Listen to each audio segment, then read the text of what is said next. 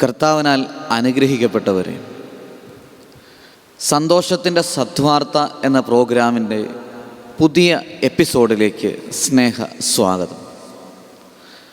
പരിശുദ്ധ ദൈവമാതാവിനോട് ഗബ്രിയേൽ മാലാഖ യേശുവിൻ്റെ ജനനത്തെക്കുറിച്ച് അറിയിക്കുന്ന മംഗളവാർത്തയുടെ സുവിശേഷ ഭാഗമാണ് നാം ഇന്ന് ധ്യാനിക്കുന്നത്. വിശുദ്ധ ലൂക്കാ സുവിശേഷകൻ്റെ സുവിശേഷം 1-ാം അധ്യായം 26 മുതൽ 38 വരെയുള്ള തിരുവചന ഭാഗങ്ങൾ നമ്മൾ ഇന്ന് ധ്യാന വിഷയമാക്കുകയാണ്. സുബോറോ കാലം അഥവാ വചനിപ്പ് കാലം എന്ന ഈ ആരാധനക്രമ വത്സരത്തിലെ കേന്ദ്ര പ്രധാനമായ ധ്യാന വിഷയമാണ് ഇന്നത്തെ സുവിശേഷ ഭാഗം. ആയതുകൊണ്ട് തന്നെ ഈ സുവിശേഷ ഭാഗത്തിൻ്റെ വിവിധ അർത്ഥങ്ങൾ ധ്യാനിക്കുകയും അതിൻ്റെ ആഴങ്ങളിലേക്ക് കടന്നു ചെല്ലുകയും ചെയ്യേണ്ടത് അത്യാവശ്യമാണ്. വിശുദ്ധ ലൂക്കാ സുവിശേഷം 1-ാം അധ്യായം 26 മുതൽ 38 വരെയുള്ള വചനഭാഗം പല തലങ്ങളിൽ നിന്നുകൊണ്ട് നമുക്ക് ധ്യാനിക്കാൻ സാധിക്കും. ഒന്നാമതായി, ഇത് ദൈവത്തിൻ്റെ വെളിപ്പെടുത്തലാണ്. ദൈവം തന്നെ തന്നെ രക്ഷാകര ചരിത്രത്തിലൂടെ വെളിപ്പെടുത്തുകയാണ്. രക്ഷാകര ചരിത്രം എന്നത് ദൈവത്തിൻ്റെ സ്നേഹ വെളിപ്പെടുത്തലും അതിനോട് മനുഷ്യ സമൂഹവും ഈ പ്രപഞ്ചവും ചെയ്യുന്ന പ്രതികരണവുമാണ് രക്ഷാകര ചരിത്രം. ദൈവം തന്നെ തന്നെ വെളിപ്പെടുത്തുന്നു, മനുഷ്യ സമൂഹം, മാനവകുലം അതിനോട് എപ്രകാരം പ്രതികരിക്കുന്നു. ദൈവത്തിൻ്റെ വെളിപ്പെടുത്തൽ നമ്മൾ ആദ്യം കാണുക സൃഷ്ടികർമ്മത്തിലാണ്. പ്രപഞ്ച സൃഷ്ടിയിലൂടെ ദൈവം തന്നെ തന്നെ വെളിപ്പെടുത്തുകയാണ്. ഉൽപ്പത്തിയുടെ പുസ്തകം 1-ാം അധ്യായത്തിൽ പ്രത്യേകമായി നാം ഇത് കാണുകയാണ്. ഈ വെളിപ്പെടുത്തൽ യേശുക്രിസ്തുവിൽ പൂർത്തീകരിക്കപ്പെടുകയാണ്. ദൈവത്തിൻ്റെ വെളിപാടുകളെല്ലാം യേശുക്രിസ്തുവിൽ പൂർത്തീകരിക്കുകയാണ്. ഹെബ്രായ ലേഖകൻ്റെ ഭാഷയിൽ കാലത്തിൻ്റെ പൂർണ്ണതയിൽ തന്നെ പുത്രനിലൂടെ ദൈവം തന്നെ തന്നെ വെളിപ്പെടുത്തി. പ്രപഞ്ച സൃഷ്ടിയിൽ ആരംഭിക്കുകയും തൻ്റെ പുത്രനിലൂടെ പൂർത്തീകരിക്കപ്പെടുകയും ചെയ്യുന്ന രക്ഷാകര ചരിത്രം, പ്രപഞ്ച സൃഷ്ടിയിൽ ആരംഭിക്കുകയും തൻ്റെ പുത്രനിലൂടെ പൂർത്തീകരിക്കപ്പെടുകയും ചെയ്യുന്ന ദൈവിക വെളിപാടിൻ്റെ രക്ഷാകര ചരിത്രം. ഇപ്രകാരം തൻ്റെ പുത്രനിലൂടെ തന്നെ തന്നെ വെളിപ്പെടുത്തുന്ന ദൈവത്തെയാണ് നമ്മൾ കാണുക. ആയതുകൊണ്ട് തന്നെ ഉൽപ്പത്തി പുസ്തകത്തിൻ്റെ 1-ാം അധ്യായത്തിൻ്റെ സവിശേഷതകളൊക്കെ ഇന്നത്തെ വചനഭാഗത്ത് നമുക്ക് കാണുവാൻ സാധിക്കും. ഉൽപ്പത്തി പുസ്തകം 1-ാം അധ്യായം 1-ാം വാക്യം, ആദിയിൽ ദൈവം ആകാശവും ഭൂമിയും സൃഷ്ടിച്ചു. ഭൂമി രൂപരഹിതവും ശൂന്യവുമായിരുന്നു. ദൈവത്തിൻ്റെ ചൈതന്യം ആഴത്തിനു മുകളിൽ ചലിച്ചുകൊണ്ടിരുന്നു. ആദിയിൽ ദൈവം ആകാശവും ഭൂമിയും സൃഷ്ടിച്ചു. ഭൂമി രൂപരഹിതവും ശൂന്യവുമായിരുന്നു. ദൈവത്തിൻ്റെ ചൈതന്യം ആഴത്തിനു മുകളിൽ ചലിച്ചുകൊണ്ടിരുന്നു. ഇതാണ് സൃഷ്ടികർമ്മത്തിൻ്റെ ആദ്യ വാക്യമായി നമ്മൾ ധ്യാനിക്കുക. ബൈബിളിൻ്റെ ആദ്യ വാക്യം ഉൽപ്പത്തി പുസ്തകം 1-ാം അധ്യായം 1-ാം വാക്യം. ആ വാക്യങ്ങളുടെ കാര്യങ്ങളൊക്കെയും ഇവിടെ ഈ ലൂക്കാ സുവിശേഷകൻ്റെ സുവിശേഷം 1-ാം അധ്യായം 26 മുതൽ 38 വരെയുള്ള തിരുവചന ഭാഗത്ത് നമുക്ക് കണ്ടെടുക്കുവാനായിട്ട് സാധിക്കും. കന്യകയായ മറിയത്തിൻ്റെ അടുക്കലേക്ക് ഗബ്രിയേൽ ദൂതൻ അയക്കപ്പെടുകയാണ്. അവൾ ചോദിക്കുന്നു, ഇത് എങ്ങനെ സംഭവിക്കും? ഞാൻ പുരുഷനെ അറിയുന്നില്ലല്ലോ. ഇപ്രകാരം ശൂന്യതയിൽ കന്യകയുടെ ഉദരത്തിൽ തൻ്റെ തിരുക്കുമാരനെ ഉരുവാക്കുവാൻ ദൈവം കനിവാവുകയാണ്. ഗബ്രിയേൽ മാലാഖ ഇപ്രകാരം പറയുകയാണ്, അത്യുന്നതൻ്റെ ശക്തി നിൻ്റെ മേൽ വരും, പരിശുദ്ധാത്മാവ് നിൻ്റെ മേൽ ആവസിക്കും. അത്യുന്നതൻ്റെ ശക്തി നിൻ്റെ മേൽ ആവസിക്കും. ആകയാൽ ജനിക്കാൻ പോകുന്ന ശിശു പരിശുദ്ധൻ, ദൈവപുത്രനെന്ന് വിളിക്കപ്പെടും.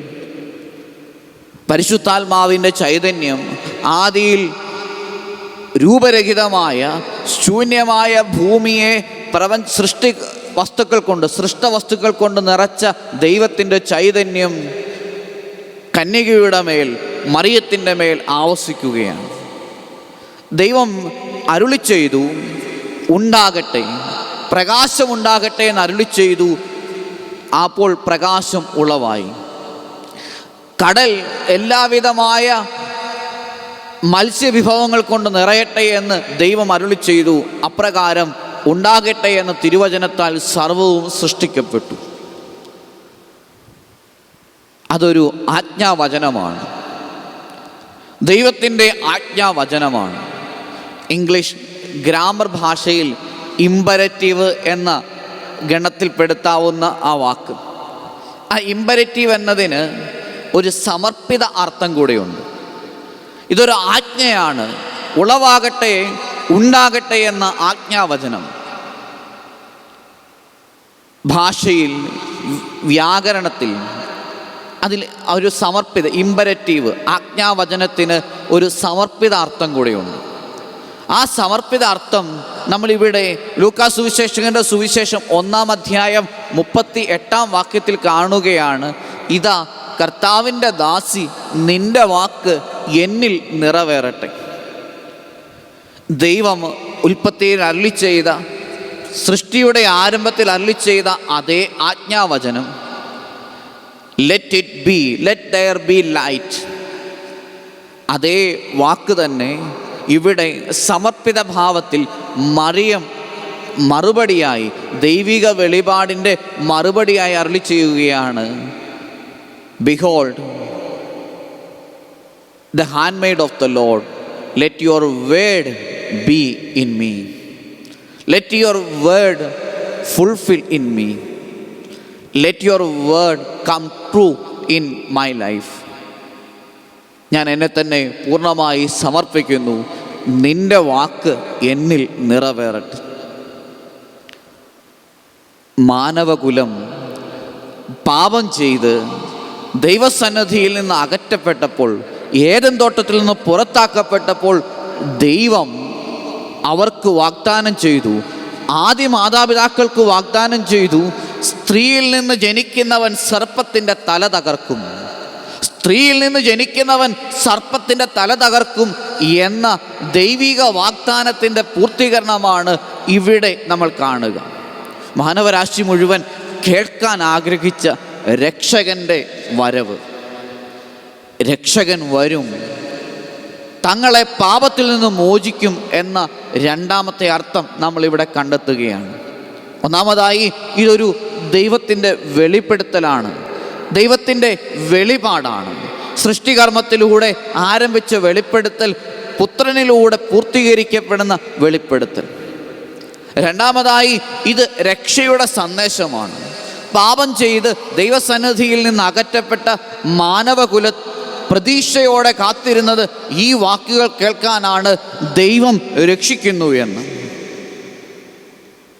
ഗബ്രിയേൽ മാലാഖയുടെ വാക്കുകൾ ഇപ്രകാരമാണ്: മറിയമേ, നീ ഭയപ്പെടേണ്ട, നീ ഗർഭം ധരിച്ചൊരു പുത്രനെ പ്രസവിക്കും, നീ അവന് യേശു എന്ന് പേരിടണം.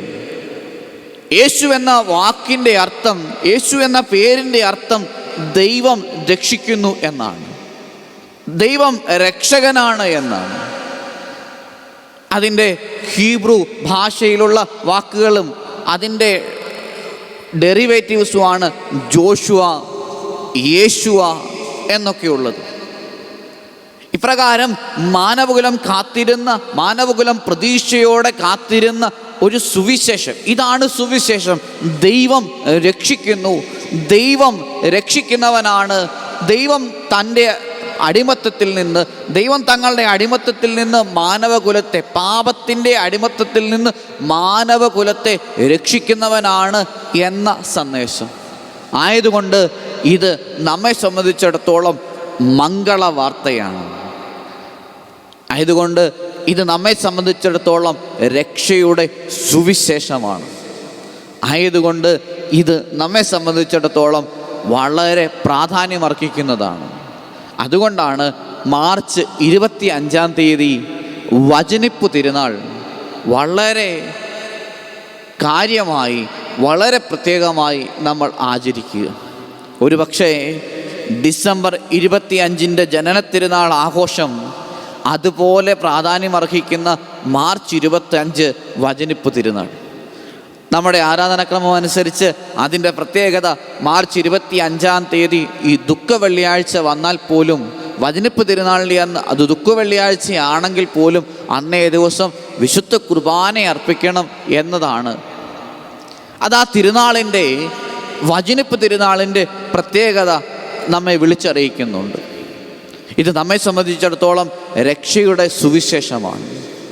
മൂന്നാമതായി, കഴിഞ്ഞ ആഴ്ചയിൽ നമ്മൾ ധ്യാനിക്കുകയുണ്ടായി, സക്കറിയ പുരോഹിതൻ്റെ ജീവിതത്തിൽ ദൈവം ഇടപെട്ടത്, ചരിത്രത്തിൽ ഇടപെടുന്ന ദൈവത്തെയാണ് ലൂക്കാ സുവിശേഷകൻ വരച്ച് കാണിക്കുക. ഹെറോദോസിൻ്റെ കാലത്ത് എന്നിപ്രകാരം വചനം പറഞ്ഞുകൊണ്ട് ഇവിടെ വീണ്ടും സുവിശേഷകൻ ചരിത്രത്തിൽ ഇടപെടുന്ന ദൈവത്തെ അവതരിപ്പിക്കുകയാണ്. 6-ാം മാസം ഗബ്രിയേൽ ദൂതൻ ഗലീലയിൽ നസറത്ത് എന്ന പട്ടണത്തിൽ ദാവീദിൻ്റെ വംശത്തിൽപ്പെട്ട ജോസഫ് എന്ന പേരായ പുരുഷനുമായി വിവാഹ നിശ്ചയം ചെയ്തിരുന്ന കന്യകയുടെ അടുത്തേക്ക് ദൈവത്താൽ അയക്കപ്പെട്ടു. അവളുടെ പേര് മറിയം എന്നായിരുന്നു. 6-ാം മാസം ഗലീലയിലെ നസ്രത്ത് എന്ന പട്ടണം ജോസഫ് എന്ന പേരുള്ള ദാവീദിൻ്റെ വംശത്തിൽപ്പെട്ടവനായ ജോസഫ് എന്ന പേരുള്ള പുരുഷനുമായി വിവാഹ നിശ്ചയം ചെയ്തിരുന്ന കന്യകയുടെ അടുത്തേക്ക് ദൈവത്താൽ അയക്കപ്പെട്ടു. ഈ വാക്കുകൾ നമ്മെ ചരിത്രത്തിൽ ഇടപെടുന്ന ദൈവത്തെക്കുറിച്ച് ധ്യാനിക്കുവാൻ പ്രേരിപ്പിക്കുകയാണ്. 6-ാം മാസം എന്നത് ഹെറോദോസിൻ്റെ കാലത്ത് സക്കറിയ പുരോഹിതന് ഗബ്രിയേൽ മാലാഖ വെളിപ്പെട്ട് യോഹന്നാൻ, സ്നാപക യോഹന്നാനെക്കുറിച്ചുള്ള ജനനത്തിൻ്റെ അറിയിപ്പ് നൽകിയതിൻ്റെ 6-ാം മാസം. എലിസബത്ത് ഗർഭിണിയായതിൻ്റെ 6-ാം മാസം. ഇത് നമ്മൾ വീണ്ടും ഇതേ വാക്യത്തിൽ തന്നെ കാണുന്നുണ്ട്. 36-ാം വാക്യത്തിൽ വന്തി എന്ന് പറഞ്ഞിരുന്ന എലിസബത്ത്, ഇതാ നിന്റെ ചാർച്ചക്കാരി എലിസബത്തും ഒരു പുത്രനെ ഗർഭം ധരിച്ചിരിക്കുന്നു. വന്തി എന്ന് പറഞ്ഞിരുന്ന അവൾക്ക് ഇത് 6-ാം മാസമാണ്. 6-ാം മാസം എന്താണ് എന്ന് കൃത്യമായി സുവിശേഷം എഴുതി വയ്ക്കുകയാണ്, നമ്മെ പഠിപ്പിക്കുകയാണ്. ചരിത്രത്തിൽ ഇടപെടുന്ന ദൈവമാണ്. ഗലീലയിലെ നസ്രത്ത് എന്ന പട്ടണത്തിൽ, നസ്രത്ത് എന്നത് വളരെ പ്രാധാന്യമർഹിക്കുന്ന പട്ടണമൊന്നുമായിരുന്നില്ല. അതുകൊണ്ടാണ് യോഹന്നാൻ്റെ സുവിശേഷത്തിൽ നഥാനയേൽ ഇപ്രകാരം ചോദിക്കുക, നസ്രത്തിൽ നിന്ന് എന്തെങ്കിലും നന്മ ഉണ്ടാകുമോ? ഇപ്രകാരം അവഗണിക്കപ്പെട്ട് കിടന്നിരുന്ന ഒരു പട്ടണം, അവഗണിക്കപ്പെട്ട് കിടന്നിരുന്ന ഒരു പ്രദേശത്ത് ഒരു കന്യകയുടെ അടുത്തേക്ക്, മറിയം എന്ന പേരുള്ള കന്യകയുടെ അടുത്തേക്ക് ദൈവത്തിൻ്റെ ദൂതൻ ദൈവത്താൽ അയക്കപ്പെടുകയാണ്. ഈ വാക്കുകളൊക്കെ വളരെ ധ്യാനാത്മകമാണ്. ഈ വാക്കുകളൊക്കെ വളരെ ധ്യാനാത്മകമാണ്. ദൈവത്താൽ അയക്കപ്പെടുന്ന ഗബ്രിയേൽ ദൂതൻ ദൈവത്തിൻ്റെ സന്നിധിയിൽ നിന്ന് ചരിത്രത്തിലേക്ക്, മാനവകുലത്തിലേക്ക് ഇടപെടുന്ന ദൈവത്തിൻ്റെ ദൂതൻ. നാലാമതായി ഗബ്രിയേൽ ദൂതൻ്റെ വാക്കുകൾ നമുക്ക് ശ്രദ്ധിക്കാം. 3 സ്ഥലങ്ങളിലായിട്ടാണ് നമ്മളിത് കാണുക. 1-ാം അധ്യായം 28 മുതൽ 29 വരെയുള്ള വാക്യങ്ങൾ, ദൈവകൃപ നിറഞ്ഞവളെ സ്വസ്തി, കർത്താവ് നിന്നോടുകൂടെ. 2-ാമതായി 30 മുതൽ 33 വരെയുള്ള വാക്യങ്ങൾ, മറിയമേ നീ ഭയപ്പെടേണ്ട, ദൈവസന്നിധിയിൽ നീ കൃപ കണ്ടെത്തിയിരിക്കുന്നു, നീ ഗർഭം ധരിച്ച് ഒരു പുത്രനെ പ്രസവിക്കും, നീ അവന് യേശു എന്ന് പേരിടണം, അവൻ വലിയവനായിരിക്കും, അത്യുന്നതൻ്റെ പുത്രനെന്ന് വിളിക്കപ്പെടും, അവൻ്റെ പിതാവായ ദാവീദിൻ്റെ സിംഹാസനം ദൈവമായ കർത്താവ് അവന് കൊടുക്കും, യാക്കോബിൻ്റെ ഭവനത്തിന്മേൽ അവൻ എന്നേക്കും ഭരണം നടത്തും, അവൻ്റെ രാജ്യത്തിന് അവസാനമുണ്ടാവുകയില്ല. 3-ാമതായി 35ഉം 36ഉം വാക്യങ്ങൾ, പരിശുദ്ധാത്മാവ് നിൻ്റെ മേൽ വരും, അത്യുന്നതൻ്റെ ശക്തി നിൻ്റെ മേൽ ആവസിക്കും, ആകയാൽ ജനിക്കാൻ പോകുന്ന ശിശു പരിശുദ്ധൻ, ദൈവപുത്രനെന്ന് വിളിക്കപ്പെടും. ഇതാ നിൻ്റെ ചാർച്ചക്കാരി വൃദ്ധയായ എലിസബത്തും ഒരു പുത്രനെ ഗർഭം ധരിച്ചിരിക്കുന്നു. വന്തി എന്ന് പറഞ്ഞിരുന്ന അവൾക്ക് ഇത് 6-ാം മാസമാണ്. ഇപ്രകാരം 3 സ്ഥലങ്ങളിലായി ഒരേ സുവിശേഷ ഭാഗത്ത് ദൂതൻ്റെ വാക്കുകൾ, ദൈവത്തിൻ്റെ അരുളപ്പാടുകൾ നമ്മൾ കാണുകയാണ്.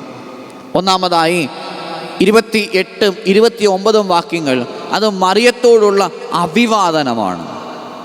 മറിയത്തോടുള്ള അഭിവാദനമാണ്. ദൈവകൃപ നിറഞ്ഞവളെ സ്വസ്തി, കർത്താവ് നിന്നോടുകൂടെ, കൃപയാൽ നിറയപ്പെടുക. ആയതുകൊണ്ട് നമ്മളുടെ ആരാധനക്രമത്തിൽ നമ്മൾ പ്രാർത്ഥിക്കുന്നത് ഇപ്രകാരമാണ്: കൃപ നിറഞ്ഞ മറിയമേ നിനക്ക് സമാധാനം. ഈ വാക്കുകളുടെ ആവർത്തനമാണ്. കർത്താവ് നിന്നോടുകൂടെ. നന്മയാൽ നിറയുക മനുഷ്യന് സാധ്യമാണ്, എന്നാൽ കൃപയാൽ നിറയപ്പെടുക ദൈവത്തിൻ്റെ ദാനമാണ്. ദൈവകൃപയാൽ നിറയാൻ ദൈവം പ്രത്യേകമായി തിരഞ്ഞെടുത്ത പരിശുദ്ധ കന്യക മറിയം. ഈ അഭിവാദനം കേട്ടപ്പോൾ നസ്രത്തിലെ സാധാരണ ഒരു പെൺകുട്ടി, ഈ മരിയോളജി, മരിയൻ ഡോക്ട്രിൻസൊക്കെ രൂപപ്പെട്ടത് കാലാകാലങ്ങളായിട്ടുണ്ടെങ്കിലും അത് കൃത്യമായി ഡോക്ട്രിനായി, പഠിപ്പിക്കലായി നമുക്ക് നൽകപ്പെട്ടത് ഈ അടുത്ത നൂറ്റാണ്ടുകളിലാണ്. നമ്മൾ മറിയത്തെ ഭൂലോകരാജ്ഞിയെന്നും ത്രിലോകരാജ്ഞിയെന്നും സ്വർഗരാജ്ഞിയെന്നും ഒക്കെ വിശേഷിപ്പിക്കുന്നുണ്ട്. മറിയം നിത്യകന്യകയാണ് എന്ന് നമുക്കറിയാം. മറിയം ഉടലോടെ സ്വർഗത്തിലേക്ക് കരയേറ്റപ്പെട്ട സ്വർഗാരോപിത ആയ അമ്മയാണ് എന്ന് നമുക്കറിയാം.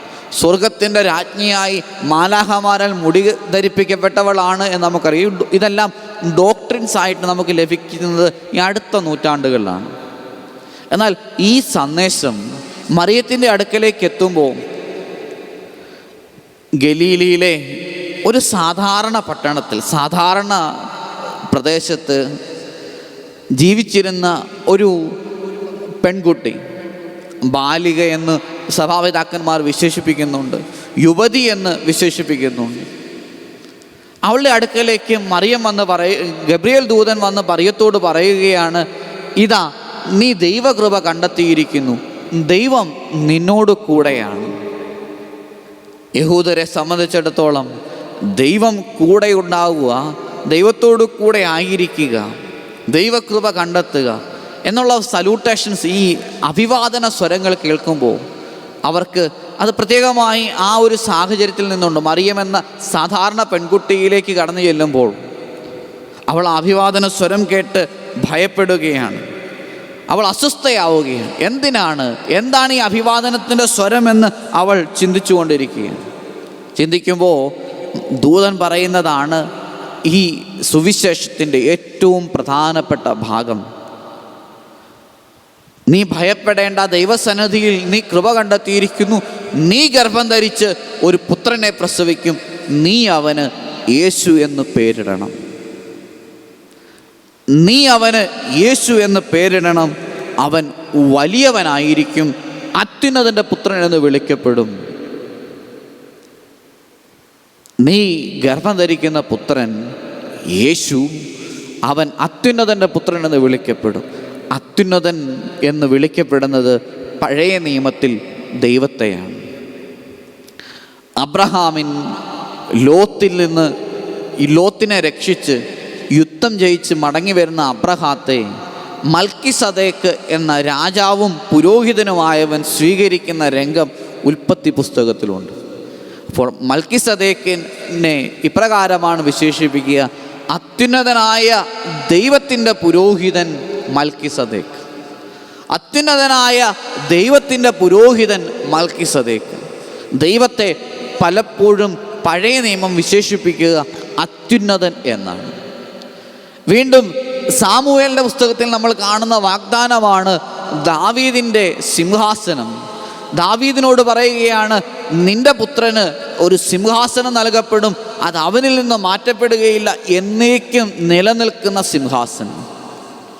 വീണ്ടും യാക്കോബിൻ്റെ ഭവനത്തിന്മേൽ ഭരണം നടത്തുന്ന രാജാവ്. ഇത് വെളിപാട് പുസ്തകത്തിലാണ് നമ്മൾ കാണുക.